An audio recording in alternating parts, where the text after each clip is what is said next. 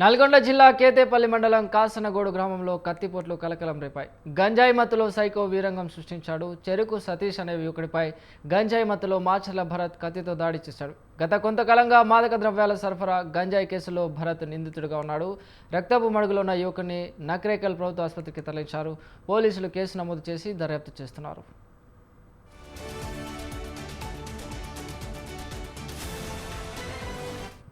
Right, ఇదే అంశంపైన మరింత సమాచారాన్ని మా ప్రతినిధి సైదులు అందిస్తారు. సైదులు.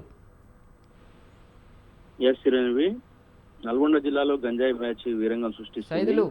ఇప్పటికే కేతపల్లి మండలం కేంద్రంగా కాసనగోడు గ్రామంలో గత కొంతకాలంగా కూడా మాదక ద్రవ్యాల అక్రమ రవాణా, గంజాయి సేవిస్తూ కూడా పలు కేసులలో నిందితులుగా ఉన్నటువంటి ఎవరైతే యువకులు ఉన్నారో మాచర్ల భరత్ తో పాటు మరికొంతమంది యువకులు గంజాయికి అలవాటు పడి నిత్యము గ్రామంలో ఏదో ఒకటువంటి గొడవలు సృష్టిస్తున్నారంటూ కూడా ఆరోపణలు వస్తా ఉన్నాయి. అయితే దీనికి సంబంధించి కూడా ఈ రోజు జరిగినటువంటి గత రాత్రి జరిగినటువంటి ఘర్షణ ఏదైతే ఉందో ఈ ఘర్షణతో అయితే ఒక యువకుడిని కత్తితో పొడవుతో అయితే స్థానికంగా గ్రామంలో కలకలం రేపుతా ఉంది.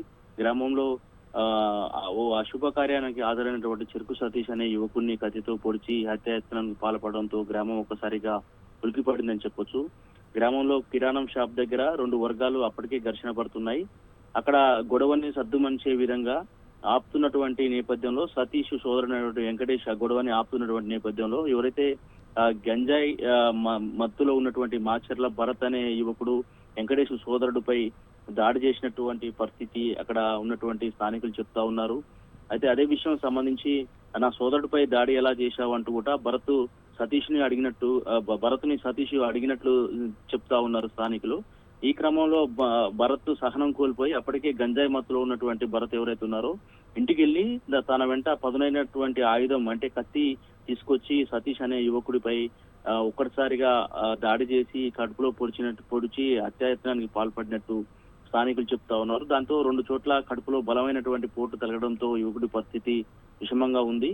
ప్రస్తుతం యువకుని నెకరికల్ గవర్నమెంట్ ఆసుపత్రిలో చికిత్స అనంతరం కూడా ఓ ప్రైవేట్ ఆసుపత్రికి తరలించినట్టు కూడా తెలుస్తుంది. మొత్తంగా ఈ విషయంపై బాధితులు ఏదైతే స్థానిక కేతపల్లి పోలీస్ స్టేషన్ లో మాత్రం కంప్లైంట్ చేసినట్టు కూడా తెలుస్తోంది.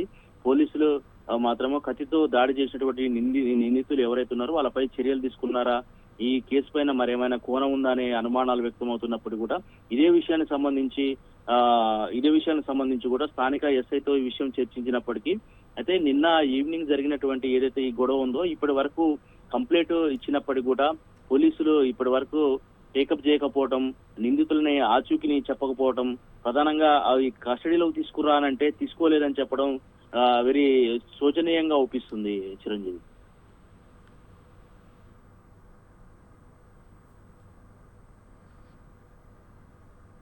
Thank you Saidulu.